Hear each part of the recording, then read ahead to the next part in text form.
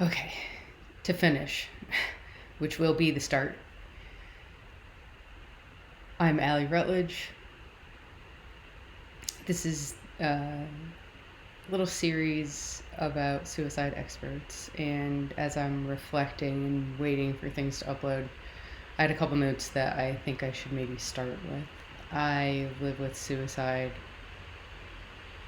Happy end of Suicide September. My communities are relieved that this month is over. It's a time of harm reduction for us in conversations about consent. And I'm happy that it's over. This is my celebration of the end of Suicide September 2025. Bring in the season of death, which I love. The cold weather, the death in nature, it's all great. All right, so to go through a couple notes. Yeah, speaking of death and nature, I had a moment of fear yesterday of my life staying the same. I had a moment of fear of my life as it is not changing. And of how long it's been this way. And the amount of risk that I'm pretty disciplined to ignore every moment of every day to avoid wrong. I don't monetize support for suicide. I'm going to offer support for suicide at the end of part 2 of these videos. I don't believe in one-on-one suicide support for my own harm reduction. That's important. I talk about this later, but I seek emergency support in groups of at least 3. So there's distributed risk that I'm not left alone. That's just a part of my own practice for harm reduction. I don't offer one-on-one suicide support. The communities I've found space from suicide in are under-resourced.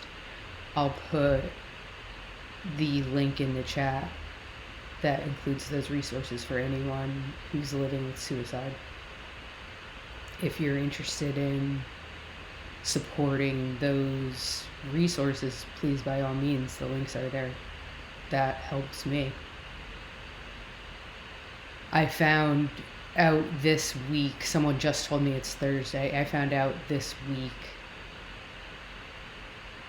that 2 of the calls that I'm on every week are gone as of this week, which is a little bit tough to hear. And I know that impacted people on the call. I had a pretty tough experience of people getting this news in the last 24 hours. It really sucks. Those communities built and lived in living experience provide support for people that are living with suicide. They're under-resourced, so if you would like to help, the links are on my website, and I'll throw that in the chat. An important note on suicide awareness. Suicide awareness is an understanding that prevention is best left to others living with it.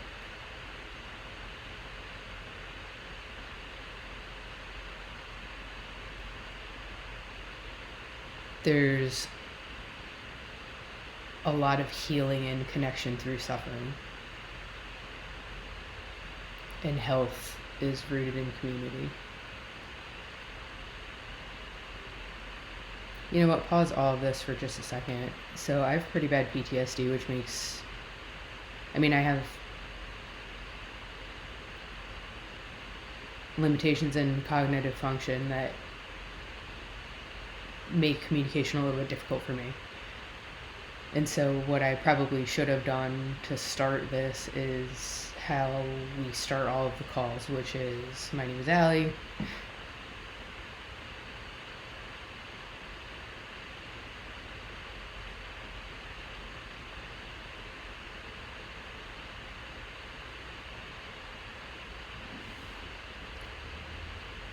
Yeah, my name is Allie. Any pronouns? Yeah, my accessibility needs are constantly changing, and I'm always trying to keep up with them. So, a background on that is communication's a little bit tough for me. My mind is all over the place. I want to get this done, and I'm hoping to do it before the first kid wakes up, which, if they're not up by now, means I might have a little bit more time.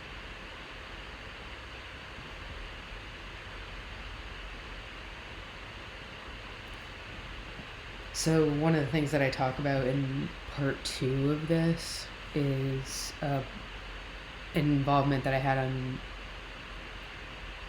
an exchange I had on LinkedIn. I guess one day ago. Yeah, one day it says. American Foundation for Suicide Prevention, 94,408 followers. Posted, join us today at 7 p.m. Eastern Time for Caring Communities, guidance for supporting survivors of suicide loss, and gain information, resources, and practical guidance on how to support someone who has experienced a recent loss to suicide. And then a link to register. And I asked, do you have any events for supporting people living with suicide to gain information, resources, and practical guidance on how to survive it?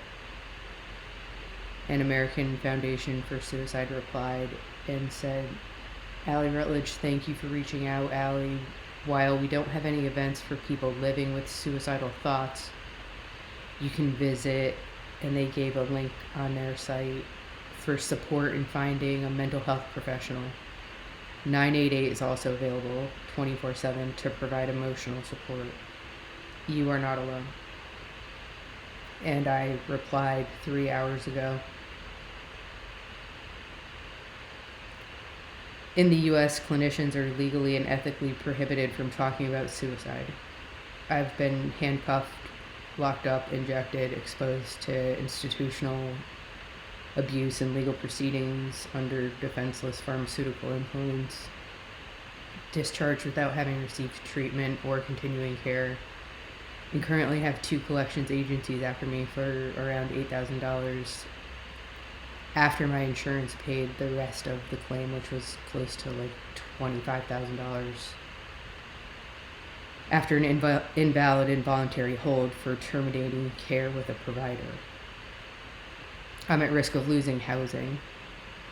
Mental health professionals in care have done objective harm to me. That's not an option for their first suggestion, which was their link. And then their second suggestion, 988. If I call 988 more than once, one more time, the police will be at my home again. And I tagged them and said, American Foundation for Suicide Prevention, you don't have resources for people living with suicide. With you, I am in fact alone. I'm not alone in the communities I found here. This week, 2 of my weekly alternatives to suicide calls were canceled permanently because of a lack of resources.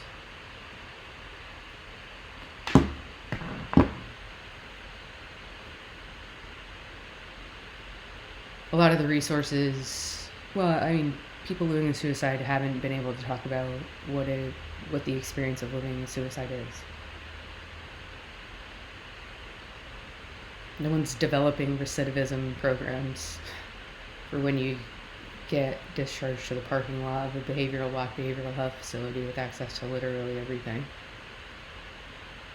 Taking away sharp strings and cords doesn't take away suicide. Not for everybody.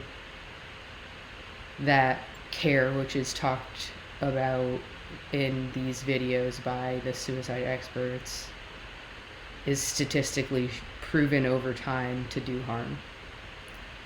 If you ask anyone that's in it, they'll tell you it's not. This is everywhere, 100% clear, does harm. And as far as the institutional and systemic abuse, there's an underreporting of that. and an under enforcement of the rules around it. There's no accountability. It's really dangerous and it does a lot of harm. A lot of the problem with this kind of silence is that the resources and interventions are designed around the needs of people providing care, including loved ones. And for loved ones, just any place to send the person that they know they're coming home alive is enough for them. But what I came home with after those places is questionably not enough to survive. I know. One more trip to a locked facility and I don't come back with enough to sustain my life and have the things that I have, including all of my responsibilities. And that's for other humans and other lives. 5 pets. This care is statistically proven over time to do harm.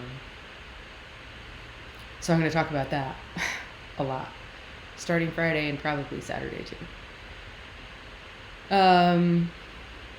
In the video, they reference the survivors of suicide, and in the video, they mean people who have lost loved ones to suicide, not people living with or actively surviving suicide. I want to just include that the 988 budget for 2026 is $525 million when I last checked.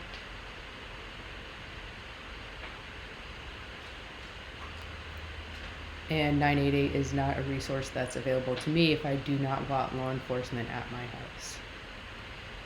I am happy to end Suicide September. Wow. This was a challenging time for my communities. Like, this really, a lot happened in this last month, regardless of what it was for everyone else. We kind of celebrated a little bit yesterday on some of the calls that I was on.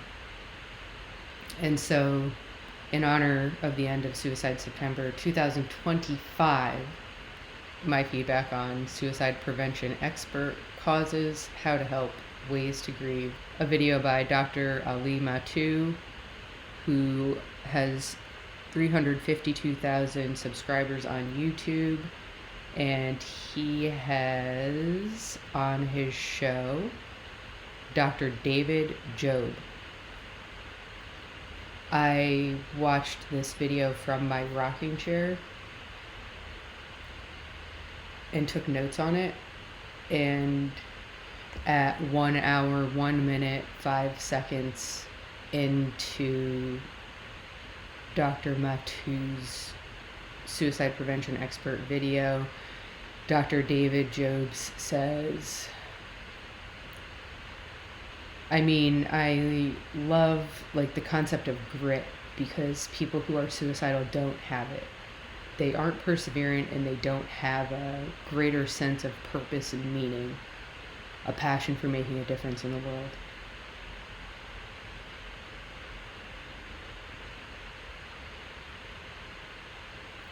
So those words from suicide expert Dr. David Jobs, who is a 42-year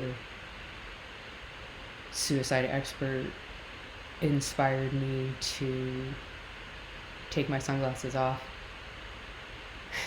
take my hat off now, throw on my robe, and record a video, dark mode. I wanted to get out of my rocking chair and do this right away, and I don't know how many days it took me, but it feels a little bit like labor, so I'm going to be happy to have it done. I want to thank Dr. David Jobs and Dr. Ali Matu for their involvement in this video,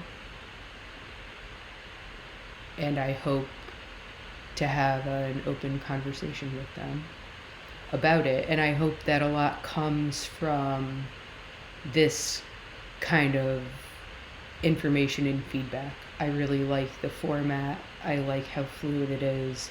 I like that there can be communication and resolution with respect. So thank you to those 2 people Thank you, hopefully, to the 1.5 thousand people, 1,567, because I'm one, viewers that watched their video. I'm going to throw links in the chat to a few different things. The first and most important link will be to resources that have helped me find space from suicide. And as I said earlier, please, any resourcing you can do for these organizations really does suicide prevention. Thanks, everyone, I hope, for listening in my imaginary dream world, and can't wait for the next one without video. Cheers to going audio, baby. I like it in the dark.